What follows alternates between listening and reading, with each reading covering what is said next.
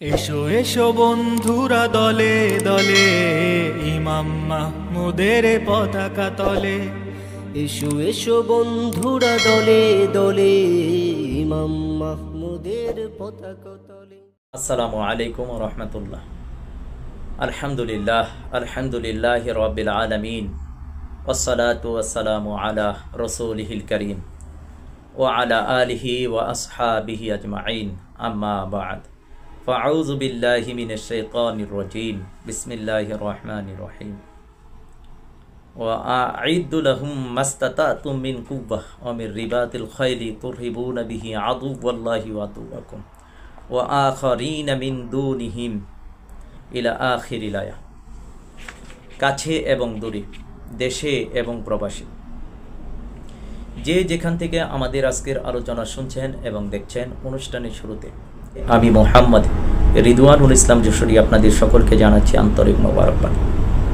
সম্মানিত দর্শক এবং শ্রোতা, আমাদের আজকের আলোচনার বিষয়বস্তু হচ্ছে বর্তমান প্রেক্ষাপটে মুসলিম উম্মার করণীয় কি। আপনারা জানেন বর্তমান প্রেক্ষাপটটা খুবই ভয়ঙ্কর, নাজুক পরিস্থিতির দিকে যাচ্ছে। দিন যত যাচ্ছে ততই পৃথিবী, বিশেষ করে ভারতীয় উপমহাদেশ এবং বাংলাদেশ ভয়ঙ্কর পরিস্থিতির দিকে যাচ্ছে। আপনারা জানেন 2019 সালের থেকে শুরু করে পর্যায়ক্রমে একের পর এক বিপর্যয় পৃথিবীর দিকে আসতেছে। এর কারণটা কি? 2019 সালের চীনের উহাং প্রদেশের করোনা ভাইরাসের মাধ্যমে যেটি শুরু, একই বছরে ফণী ঘূর্ণিঝড় জগন্নাথ মন্দিরে যে আঘাত করল,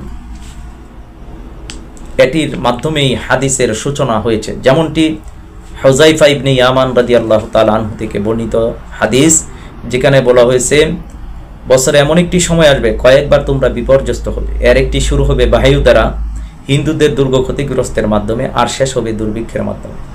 আর এই দুর্ভিক্ষ শেষ না হতেই মুশরিকরা একটি ফিতনার সৃষ্টি করবে, আর সেই ফিতনা মোকাবেলার জন্য হিন্দুস্তানের পূর্বাঞ্চল থেকে একদল মুসলিম ধাবিত হবে। আর মুশরিকরা তাদেরকে এমনভাবে হত্যা করবে যেমনভাবে তোমরা একটা নির্দিষ্ট দিনে পশুগুলোর উপর আল্লাহর নাম স্মরণ করো, ফলে তারা পরাজিত হবে। অনুরূপ আরেকটি দল মুশরিকদের দিকে ধাবিত হবে, তাদের সাথে থাকবে আল্লাহর সাহায্য, তাদের নেতা থাকবে দুর্বল, তারাই বিজয়ী, তারাই বিজয়ী, তারাই বিজয়ী। সুবহানাল্লাহ। আল্লাহ রাসূল সাল্লাল্লাহু আলাইহি সাল্লাম বলেন, আহা, প্রথম দলটির জন্য কতই না উত্তম হতো যদি তারা তাদের নেতার অনুসরণ করত। সাহাবীরা বললেন, ইয়া রাসূলুল্লাহ সাল্লাল্লাহু আলাইহি ওয়াসাল্লাম, এরা কি এদের নেতার অনুসরণ করবে না? আল্লাহ রাসূল সাল্লাল্লাহু আলাইহি সাল্লাম বলছেন, না, এরা নিজেরাই নিজেদেরকে যোগ্য মনে করবে। অত্যন্ত গুরুত্বপূর্ণ একটি হাদিস, যেটি শুরু হয়েছে 2019 সালে ফণী ঘূর্ণিঝড়ের মাধ্যমে, যেমনটি হাদিসে এসেছে, যার শুরু হবে বায়ু দ্বারা হিন্দুদের দুর্গ ক্ষতিগ্রস্তের মাধ্যমে। আর এটা শুরু হয়েছিল ফণী ঘূর্ণিঝড় জগন্নাথ মন্দিরের মধ্যে আঘাত করেছিল। আর জগন্নাথ যে মন্দির আছে সেই দরজার মধ্যে আগুন লেগেছিল। এরপরেই হিন্দু সনাতনীরা হিন্দুদের একজন ধর্মীয় গুরু শ্যামাকেপা শিবশক্তির কাছে গিয়ে এটার ব্যাখ্যা জানতে চেয়েছিল। তখন তিনি বলেছিলেন যে ভারতের জন্য অশনি সংকেত, যুদ্ধের দামামা বেজে উঠবে, আর সেই যুদ্ধে ভারতের পরাজয় হবে। গুগলে, ইউটিউবে আপনারা এখনও সেই ভিডিও পাবেন, সার্চ দিলেই পাবেন, পুরী জগন্নাথ মন্দিরের দরজায় আগুন। তো এটি হাদিসের মধ্যে এসেছে। এরপর থেকেই করোনা ভাইরাস থেকে শুরু করে মহামারী, দুর্ভিক্ষ, পাশাপাশি দুর্ভিক্ষটা কিভাবে, অনেকে মনে করে যে দুর্ভিক্ষ তো এখনো হলো না। আসলে এই দুর্ভিক্ষের সূচনাটা হয়েছিল শ্রীলঙ্কাতে, হিন্দুস্তানেরই একটা দেশ শ্রীলঙ্কাতে দেউলিয়া হয়েছিল। আপনারা জানেন, এসে দেশটি দেউলিয়া হয়ে গেছিল। তা হাদিসের ভাষ্য অনুযায়ী হুযায়ফা ইবনে ইয়ামান রাদিয়াল্লাহু তাআলা আনহুর একটা হাদিস আছে যে অদূর ভবিষ্যতে এক মহামারীর প্রাদুর্ভাব দেখা দিবে, আর সেই সময় দুর্ভিক্ষ দেখা দিবে। আর সেই দুর্ভিক্ষ চলাকালীন সময় হিন্দুরা মুশরিকরা একটি ফিতনার সৃষ্টি করবে। আজকে দেখেন, এটাও জ্বলন্ত। মহামারী দেখা দিয়েছিল 19 সালে, করোনা ভাইরাস, মাঙ্কিপক্স ভাইরাস থেকে শুরু করে, এরপরে শ্রীলঙ্কার দুর্ভিক্ষ। এরপর থেকেই হিন্দুরা ফিতনার সৃষ্টি শুরু করে দিয়েছে। অনেকে বলে যে ফিতনাটা কিভাবে, আমি বলবো হিন্দুরা কি ফিতনা সৃষ্টি করেনি? তারা কি ভারতের মুসলমানদের বাড়িঘরকে ভোল্টেজার দিয়েও ঘুরিয়ে দিচ্ছে না? তারা কি মসজিদগুলোকে ভেঙে দিচ্ছে না? তারা কি ভারতের মুসলমানদের উপর নির্যাতন করছে না? তারা কি গরুর গোশত খাবার কারণে মুখ সেলাই করে দেয়নি? তারা কি ছোট্ট বাচ্চাদেরকে জয় শ্রীরাম বলতে বাধ্য করেনি? তারা কি মুসলিম মা বোনদের হিজাব ধরে নিকাব ধরে টানাটানি করেনি? তারা কি দাড়িতে ধরে জয় শ্রীরাম বলতে বাধ্য করেনি? এগুলো কি ফিতনা না? ভারতের বিভিন্ন মসজিদগুলো ভেঙে দেওয়া, এটি কি ফিতনা সৃষ্টি না? আজমিরের আপনারা জানেন বাংলাদেশে খাজা বাবা মঈনুদ্দিন চিশতি খ্যাত, সবাই বলে খাজা বাবা খাজা বাবা, মঈনুদ্দিন চিশতির দরগা মাজার, সেটাকেও তারা শিবশক্তির মন্দির বলে দাবি করেছে। এরপরে বাংলাদেশের ভিতরে তারা কি ফিতনা তৈরি করার চেষ্টা করছে না? তারা কি এই দেশের মুসলমানদেরকে এতদিন পর্যন্ত জঙ্গি বলে, মৌলবাদী উগ্রবাদী বলে এই দেশের মানুষের সামনে কালার করে রাখেনি? এখনো পর্যন্ত মানুষ ভাবে যে আসলেই জঙ্গি, কিন্তু এগুলো যে মিথ্যাচার, অপপ্রচার, অপবাদ, এই দেশের মানুষের ঘুম এখনো ভাঙেনি। এখনো অনেকে জঙ্গি জঙ্গি বলে, আফসোস তাদের জন্য। ইহুদি খ্রিস্টানরা, মুশরিকরা মুসলমানদেরকে, যারাই ইসলামী খেলাফত চায়, ইসলামী ইমারত চায়, আল্লাহর আইন দ্বারা আল্লাহর হুকুম চা, কোরআন সুন্নাহ অনুযায়ী দেশ রাষ্ট্র বিশ্ব পরিচালনা যারা চা, তাদেরকে তারা জঙ্গি বলে। বিশ্বাস না হলে আপনি বলেন আমি খেলাফতে বিশ্বাসী, আমি তন্ত্রমন্ত্র মানি না। জাতীয়তা বিশ্বাস করেন না, আপনি বলেন এরকম ওপেন বললে আপনাকেই জঙ্গি বলা হবে। এগুলো কি ফিতনা না? এদেশের মুসলমানদেরকে যুদ্ধের আগেই হচ্ছে শত্রুকে দুর্বল করে দেওয়া। তারা কি পরিকল্পিতভাবে এদেশের যুব সমাজকে মাদক দিয়ে ধ্বংস করে দেয়নি? ওপেন মাদকের বিস্তার তো তারাই ঘটিয়ে, এই মুশরিকরাই। মায়ানমার আর ভারত মাদক, ইয়াবা, ফেন্সিডিল, এই সমস্ত ভয়ঙ্করতম মাদক দিয়ে দেশের যুব সমাজদেরকে নষ্ট করে দিয়েছে। ফিতনা সৃষ্টি করেছে কারা? পরিকল্পিতভাবে এই দেশের মানুষের ইমানকে নষ্ট করার জন্য স্টার জলসার নামে ভারতীয় মিডিয়া, ভারতীয় যে চ্যানেলগুলো, সিরিয়ালগুলো, এগুলো দিয়ে তারা ফিতনা সৃষ্টি করেছে না? এদেশের মা বোনদেরকে তারা কি ভারতমুখী করে দেয় নাই? ভারতীয় সংস্কৃতিকে এই দেশের বাঙালি সংস্কৃতি বলে চালিয়ে দেওয়া হয়নি? এগুলো কি ফিতনা না? বাংলাদেশের বর্ডারের ভিতরে ঢুকে, সীমান্তের ভিতরে এসে বাংলাদেশের গাছ কর্তন করে দেওয়া, এটা কি ফিতনা না? এদেশের ভিতরে বিএসএফরা এদেশের মুসলমানদেরকে মারতেছে, এটা কি ফিতনা না? বাংলাদেশকে অস্থিতিশীল করার জন্য ইসকনদেরকে মাঠে নামিয়ে দেওয়া, এটি কি ফিতনা না? অবশ্যই ফিতনা। তারা ভয়ঙ্কর ফিতনার দিকে যাচ্ছে। অখণ্ড ভারত দাবি করা, এটা কি বাংলাদেশ অখণ্ড ভারতের একটি অংশ দাবি করা, এটি কি ফিতনা না? ভারতের যে জাতীয় সংসদ, সেই সংসদের মধ্যে যে মুরালের মধ্যে অখণ্ড ভারতের দৃশ্য দেখানো হলো, সেখানে বাংলাদেশ, আফগানিস্তান, পাকিস্তান, নেপাল, ভুটান, শ্রীলঙ্কা, মালদ্বীপ আছে। দাবি করা প্রক্ষান্তরে, এটা কি ফিতনা না? বাংলাদেশের ভিতরে আপনারা জানেন চট্টগ্রামের মধ্যে আপনার গেরুয়া পতাকা টাঙ্গিয়ে দেওয়া, এটি কি ফিতনা না? এই ফিতনাগুলো কি তারা তৈরি করেনি? তারা এখনো কি গুপ্ত হত্যার পথ বেছে নিচ্ছে না? তারা কি প্রকাশ্যভাবে ভারতে থেকে স্বৈর শাসকদেরকে দিয়ে এই দেশে অস্থিতিশীল পরিস্থিতি তৈরি করা, এটি কি ফিতনা না? এটি কি যুদ্ধ না? আমরা মনে করি গাজওয়াতুল হিন্দের যুদ্ধ কখন শুরু হবে, কখন শুরু হবে। আফসোস আপনাদের জন্য, আপনারা ফোর্থ জেনারেশনের যুদ্ধবিদ্যা সম্পর্কে ধারণা রাখেন না। তারা ঠিকই আমাদেরকে যুদ্ধ করছে, তারা আমাদের মা বোনদেরকে লাভ জিহাদের নামে দর্শন করছে। আসন্ন রমজানকে কেন্দ্র করে তারা একটা পরিকল্পনা হাতে নিয়েছে, সেটা হচ্ছে আরএসএস, ইসকন উগ্রবাদীদেরকে তারা ট্রেনিং দিয়ে মুসলিম সেজে মুসলমানদের অর্থ কালেকশন করার জন্য রমজান কেন্দ্রিক তারা মাঠে নেমে সেই টাকা দিয়ে তারা অস্ত্র কিনবে মুসলিমদেরকে মারার জন্য। এটি কি ফিতনা না? তারা তাদের মন্দিরগুলো রক্ষার নামে মন্দিরে ভারী অস্ত্র রাখা, এটি কি ফিতনা না?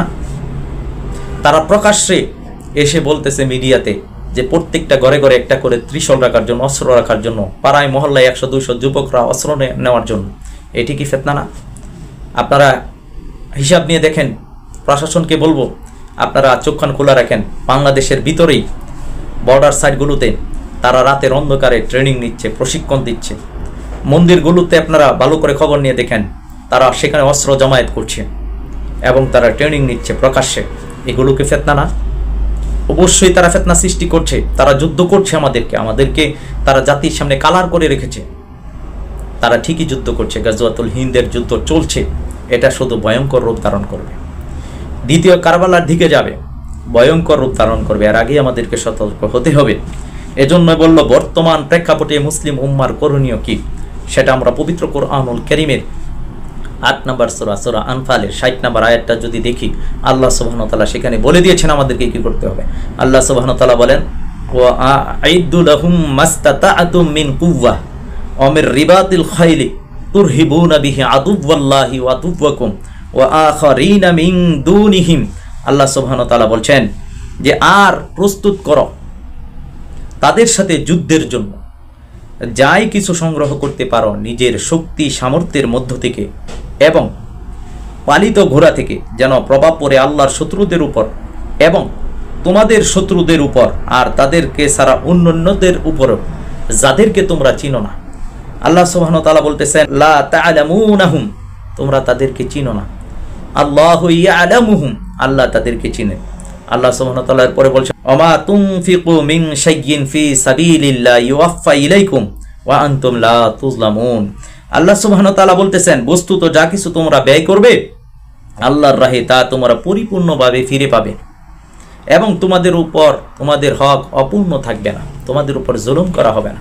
আল্লাহ সুবহানাহু ওয়া তাআলা বলে দিয়েছেন, ওয়া আ'ইদ্দু লাহুম মাস্তাতা'তুম মিন কুওয়া, তোমরা নিজেদের সাধ্য অনুযায়ী সামর্থ্য অনুযায়ী শক্তি সঞ্চয় করো। আল্লাহ সুবহানাহু ওয়া তাআলা শক্তি সঞ্চয় করার কথা বলছেন, যাতে করে কি করতে পারো তোমরা তোমাদের শত্রু আদুওয়াল্লাহি ওয়া আদুওয়াকুম, তোমাদের শত্রু এবং আল্লাহর শত্রু এবং তোমাদের শত্রুদেরকে এবং অন্যান্য শত্রুদেরকে তোমরা ভীতি প্রদর্শন করতে পারো, তারা যাতে ভয় পা। যাদেরকে তোমরা চিনো না আল্লাহ তাদেরকে চিনেন, যাদেরকে তোমরা জানো না আল্লাহ তাদেরকে জানেন। এই জন্য আল্লাহ মুসলিম উম্মাকে শক্তি সঞ্চয় করার জন্য বলেছেন। আল্লাহ সুবহানাহু ওয়া তাআলা বলছেন, সাধ্য মোতাবেক আপনার যতটুকু শক্তি আছে সামর্থ্য আছে সে অনুযায়ী শক্তি সঞ্চয় করে রাখুন। আজকে যদি গাফেল কোনো জাতি থাকে সেটি হচ্ছে মুসলিম জাতি। যে জাতির উত্থান শুরু হয়েছিল, যে জাতি ছোট্ট সময় থেকে অস্ত্র চালানো শিখত। সাহাবাই কেরাম বলেন, আল্লাহ রসুল সাল্লাল্লাহু আলাইহি সাল্লাম আমাদের বাচ্চাদেরকে দুইটা আদেশ দিয়েছেন, একটা হচ্ছে তাদেরকে কোরআন শিক্ষা দেওয়া, আর একটা হচ্ছে তাদেরকে অস্ত্র চালানো শিক্ষা দেওয়া। আজকে মুসলমানেরা এই অস্ত্র ছেড়ে দিয়েছে, তাদেরকে ইসলাম শান্তির ধর্ম এগুলো বলে বলে তাদের ব্রেন ওয়াশ করে দিয়েছে। আজকে এই মুসলমানরা অস্ত্র দেখতে ভয় পায়, অথচ যে ইহুদি খ্রিস্টানরা আমাদেরকে এই শান্তির দোহাই দিয়ে আমাদের হাত থেকে অস্ত্র ছিনিয়ে নিল, তারাই তাদের জনগণের প্রত্যেকের উপর সামরিক ট্রেনিং বাধ্যতামূলক করেছে। ইহুদি রাষ্ট্রের ইসরায়েলের প্রত্যেকটা জনগণকে সামরিক ট্রেনিং দেওয়া বাধ্যতামূলক, অথচ এই দেশের আলেম ওলামারা কেউ অস্ত্র জীবনে দেখেও নাই। অস্ত্র চালাবে তো দূরের কথা, অস্ত্র দেখলেই ভয় পা, অস্ত্রের নাম শুনলেই ভয় পা, ঠেঙ্কাপনি শুরু হয়ে যায়। এর কারণ হচ্ছে ইহুদি খ্রিস্টানদের প্রোপাগান্ডা। তারা এই মুসলমানদের আসল শক্তি সেটা মুসলমানদের হাত থেকে ছিনিয়ে নিয়ে তারা শক্তিশালী। আজকে এই দেশের জনগণ কয়টা মানুষ অস্ত্র চালাইতে পারে? এই দেশের সার্বভৌমত্ব স্বাধীনতা রক্ষা করার জন্য হলেও তো এই দেশের মানুষের ট্রেনিংয়ের দরকার। আসন্ন গাজওয়াতুল হিন্দের যুদ্ধে তো এই দেশের মানুষই বেশি মার খাবে, মুসলমানরাই মার খাবে, অথচ মুসলমানরা এই বিষয়ে সবচেয়ে বেশি গাফেল। এজন্য দেশের সরকার প্রধান যারা আছেন, হর্তাকর্তা যারা আছেন, আমরা বলবো এই দেশের যুব সমাজদেরকে দেশের সার্বভৌমত্ব স্বাধীনতা রক্ষার জন্য যত দ্রুত সম্ভব ট্রেনিং দেওয়াতে পারলে তাহলে এই দেশের সার্বভৌমত্ব স্বাধীনতা রক্ষা করা সম্ভব। গাজওয়াতুল হিন্দের যুদ্ধে মুসলমানদের বিজয় আসবে ইনশাআল্লাহু তাআলা। যত আগে মুসলমানরা যত দ্রুত সতর্ক হবে তত মুসলমানদের জন্য কল্যাণ হবে। যত দ্রুত বুঝতে পারবে এই চরম সত্যটা তত দ্রুত তাদের সফলতা আসবে। আর যারা এখনো আপনার এই মরীচিকার পিছনে নির্বাচনের নামে গাফেল হয়ে রয়েছেন, ক্ষমতার মুহে অন্ধ হয়ে আছেন, তারা বড় ধরনের ক্ষতির সম্মুখীন হবে এবং জাতি আপনাদেরকে ছুঁড়ে ফেলে দিবে। আপনারা সঠিক সময়ে যদি সঠিক কর্মপদ্ধতি হাতে না নেন, সঠিক সময়ে যদি সঠিক কাজটি না করেন, তাহলে আপনারা কালের আবর্তমানে আপনারা হারিয়ে যাবেন। আপনাদের কর্মীরাই আপনাদের কাছ থেকে বুক ফিরিয়ে নিবে। আপনাদের কর্মীরা আপনাদেরকে ছেড়ে ছুঁড়ে ফেলে দিবে, কারণ আপনারা ক্ষমতার পিছনে ছুটতেছেন, জাতির অস্তিত্ব রক্ষার জন্য কাজ করছেন না। দেশের সার্বভৌমত্ব স্বাধীনতা রক্ষার জন্য কাজ করছেন না এবং আওয়াজ পর্যন্ত তুলছেন না। এজন্য গজওয়াতুল হিন্দের জন্য প্রত্যেকের অবস্থান থেকে সর্বোচ্চ ভূমিকা পালন করা দরকার। যেই সমস্ত আলেম ওলামারা সতর্ক করছেন, আপনাদেরকে আমরা সাধুবাদ জানাই, মোবারকবাদ জানাই। কিন্তু যারা বলেন না, তাদের জন্য আমাদের বার্তা হচ্ছে এই জাতিকে আপনারা এই ক্লান্তি লগ্নে জিহাদ ফিসাবিলিল্লাহ, কিতাল ফিসাবিলিল্লাহর কথা মানুষকে বোঝান। দিন কায়েম কি কোন পথে হবে সেই সঠিক ব্যাখ্যা মানুষের সামনে উপস্থাপন করুন। না হলে এক সময় জাতি আপনাদেরকেও বয়কট করবে, অচিরেই জাতি আপনাদের কাছ থেকেও মুখ ফিরিয়ে নেবে। এজন্য আমরা শুধু বলবো যে আমাদেরকে এখনই সতর্ক হতে হবে। বর্তমান প্রেক্ষাপটে মুসলিম উম্মার করণীয়টা কি, আমি একটা হাদিস বলে শেষ করে দিব আমার আলোচনা। আপনার আজ থেকে 1000 বছর আগের লিখিত কিতাব আজিফাতুল আজিফা গ্রন্থের 64 নম্বর হাদিসটা আমি আপনাদের সামনে উপস্থাপন করছি, যেখানে আবি দারদা রাদিয়াল্লাহু তাআলা আনহু বলেন, আন আবি দারদা রাদিয়াল্লাহু তাআলা আনহু قال قال رسول الله صلى الله عليه وسلم اذا توفق العلماء عن ان يقول قول الحق। আবু দারদা রাদিয়াল্লাহু তাআলা আনহু বলেন, আল্লাহ রাসূল সাল্লাল্লাহু আলাইহি সাল্লাম বলেছেন, যখন আলেমরা হক কথা বলা ছেড়ে দিবে, ফাতানজিলু আলাইহিম সালাসাতা আকাইবা মিনাল্লাহ, তখন তাদের উপর আল্লাহ তাআলার পক্ষ থেকে 3টি শাস্তি বা আযাব নাজিল হবে। এক নম্বর শাস্তি হচ্ছে ইয়ারাদুনা বিইখতিলাফিন বাইনাহুম, তারা একে অপরের বিরুদ্ধে মতভেদের কারণে অবস্থান নিবে। এক আলেম আরেক আলেমের বিরুদ্ধে অবস্থান নিবে, এক দল আরেক দলের বিরুদ্ধে অবস্থান নিবে। 2 নম্বর শাস্তি হচ্ছে ইউসাল্লাতু আলাইহিম সুলতানান জাইরা, তাদের উপর স্বৈরশাসক জালেম শাসকদেরকে চাপিয়ে দেওয়া হবে। 3 নম্বর শাস্তি হচ্ছে ইউজলামুনা বিআদাইল খারিজিয়া, তাদের উপর বহিরাগত শত্রু চাপিয়ে দেওয়া হবে, বহিরাগত শত্রুরা তাদেরকে আক্রমণ করবে। 3টা শাস্তি বর্তমান চলমান। 3য় নম্বর শাস্তিটা ব্যাপক আকারে সামনে আসতেছে ইনশাআল্লাহ তাআলা। সাহাবীরা বললেন, কুলনা ইয়া রাসূলুল্লাহ সাল্লাল্লাহু আলাইহি ওয়াসাল্লাম ইলা মাতা তামদিনা আলাইহিম হাদিহিল হালা, তাদের উপর এই অবস্থা কতদিন পর্যন্ত চলবে, কতদিন তারা এই শাস্তি পেতে থাকবে? আল্লাহ রাসূল সাল্লাল্লাহু আলাইহি সাল্লাম বললেন, ক্বালা হাত্তা ইউবাসু ইলাইহিম আমিরুম মিন উমারাইল্লাযিনা আশরাফু, আল্লাহ রাসূল সাল্লাল্লাহু আলাইহি সাল্লাম বলেন, যতদিন পর্যন্ত না তাদের কাছে আমার সম্মানিত আমিরদের মধ্য থেকে কোনো আমিরের আত্মপ্রকাশ ঘটে। আল্লাহ রাসূলের পরে বলছেন, ফাইন তাজিদু আমিরুম মিনহুম ফাতুবাইহু বিসসামঈ ওয়াত তাআতি, আল্লাহ রাসূল বলছেন, আমার সম্মানিত আমিরদের মধ্য থেকে যদি কোনো আমিরকে পেয়ে যাও, তখনই তার কাছে বায়াত হয়ে যাও, আনুগত্য। সুবহানাল্লাহ। আল্লাহ রাসূল সাল্লাল্লাহু আলাইহি সাল্লাম বলেন, ক্বালা রাসূলুল্লাহ সাল্লাল্লাহু আলাইহি সাল্লাম আদাদুহুম 12, এদের সংখ্যা হলো 12 জন। বুখারী, মুসলিম, সিয়াসিত তার সকল হাদিসের গ্রন্থে এসেছে 12 জন আমির আসবে। এর মধ্য থেকে যে কোনো একজন আমির এখন আসার কথা হাদিসের মধ্যে স্পষ্ট রয়েছে, আর সেই আমিরও হচ্ছেন ইমাম মুহাম্মদ হাবিবুল্লাহ। আল্লাহ রাসূল বলছেন, যখন তাকে পেয়ে যাবে সাথে সাথে তার কাছে বায়াত হয়ে যাবে, আনুগত্যের শপথ নিবে। মুসলিম উম্মার জন্য এখন করণীয় হচ্ছে ইমাম মুহাম্মদ হাবিবুল্লাহর কাছে বায়াত হওয়া। আরেকটা হাদিস 74 নম্বর হাদিসের লাস্টের অংশে বলা হচ্ছে, ফাইন ওয়াজাদতুহু ফায়াজিবু আলা কুল্লি মুসলিমিন আইয়ানসুরহু, যদি তোমরা ইমাম মুহাম্মদকে পেয়ে যাও, একজন ইমামকে পেয়ে যাও, আমিরকে পেয়ে যাও, সাথে সাথে তাকে সহযোগিতা করা প্রত্যেকটা মুসলমানের উপর ওয়াজিব। এজন্য মুসলিম উম্মার জন্য করণীয় হচ্ছে বর্তমান সময়ে 1 শক্তি সঞ্চয় করা ইমাম মুহাম্মদ হাবিবুল্লাহর নেতৃত্বে, 2 ইমাম মুহাম্মদ হাবিবুল্লাহর কাছে বায়াত হওয়া, 3 ইমাম মুহাম্মদ হাবিবুল্লাহকে জান এবং মাল দ্বারা সহযোগিতা করা প্রত্যেকটা মুসলমানের উপর বর্তমানে ওয়াজিব। এই জন্য বলবো, মুসলিম উম্মার নাজাত এবং মুক্তি রয়েছে এই হাদিসটিতে, আলেম উলামাদের নাজাত এবং মুক্তি রয়েছে এই হাদিসের মধ্যে। তারা সম্মানিত হবে, আবার হারানো গৌরব ফিরে পাবে, মুসলিমরা আবার সূর্য বীর্য সহকারে পৃথিবীতে মাথা উঁচু করে দাঁড়াবে, ভারতীয় উপমহাদেশের মুসলমানরা আবার সম্মানিত হবে, এই দেশের আলেমরা আবার সম্মানিত হবে ইমাম মুহাম্মদ হাবিবুল্লাহকে মানার মাধ্যমে। আর আমির মানা ওয়াজিব, আর যদি কেউ ওয়াজিব তরক করে তাহলে সে গুনাহগার হয়, আর যদি কেউ ওয়াজিবকে সে অস্বীকার করে তাহলে কুফরি করা হয়, আর অস্বীকার করলে অবশ্যই তার উপরে শাস্তি আসবে। এই কারণে হুযায়ফা ইবনে ইয়ামান রাদিয়াল্লাহু তাআলা আনহুর হাদিসে বলা হয়েছে, প্রথম অংশে গাজওয়াতুল হিন্দের অংশে যারা মার খাবে তারা মূলত ইমাম মুহাম্মদ হাবিবুল্লাহকে না মেনে নিজেরাই নিজেদেরকে যোগ্য মনে করে মাঠে নামবে এবং তারা পরাজিত হবে। সুতরাং এটা তাদের উপর একটা শাস্তি, এটা তাদের উপর একটা আযাব। আর যারা ইমাম মুহাম্মদ হাবিবুল্লাহকে মেনে ওনার নেতৃত্বে ঐক্যবদ্ধ হবে, ওনার নেতৃত্বে হিন্দুস্তানের যুদ্ধের দিকে অগ্রসর হবে, আল্লাহ সুবহানাহু ওয়া তাআলা তাদেরকে সাহায্য করবেন, তাদের মাধ্যমেই বিজয় আসবে ইনশাআল্লাহ তাআলা। এজন্য পরিশেষে আমরা বলবো গোটা বিশ্বের মুসলিমদের, বিশেষ করে ভারতীয় উপমহাদেশের মুসলমানদের জন্য বর্তমান সময়ে করণীয় হচ্ছে ইমাম মাহমুদ হাবিবুল্লাহকে মেনে নিয়ে ওনার কাছে বায়াত হয়ে ওনাকে সহযোগিতা করার মাধ্যমে ওনার নেতৃত্ব ঐক্যবদ্ধ হয়ে দিন কায়েমের জন্য আল্লাহর জমিনে আল্লাহর দিনকে কায়েম করার জন্য কাজ করার মধ্যেই রয়েছে নাজাত এবং মুক্তি।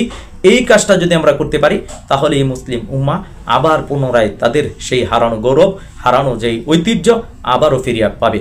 এর জন্য আল্লাহ সুবহানাহু ওয়া তাআলা আমাদের সকলকে আল্লাহ প্রদত্ত ব্যক্তি ইমাম মুহাম্মদ হাবিবুল্লাহর নেতৃত্বে ঐক্যবদ্ধ হয়ে আল্লাহর জমিন, আল্লাহর দিন এবং গাজওয়াতুল হিন্দের যুদ্ধে অংশগ্রহণ করার তৌফিক দান করুন। আমিন ইয়া রাব্বাল আলামিন। আসসালামু আলাইকুম ওয়া রাহমাতুল্লাহ। ওহে মুসলিম, তুমি দেখছো না কেন বিশ্বের পরিণাম? কাফের তাগুত নিয়েছে কেড়ে তোমাদের সম্মান। এখনো কেন ঘুমিয়ে তোমরা না দিয়ে স্লোগান? জিহাদি সমাধান, এর জিহাদি সমাধান, জিহাদি সমাধান।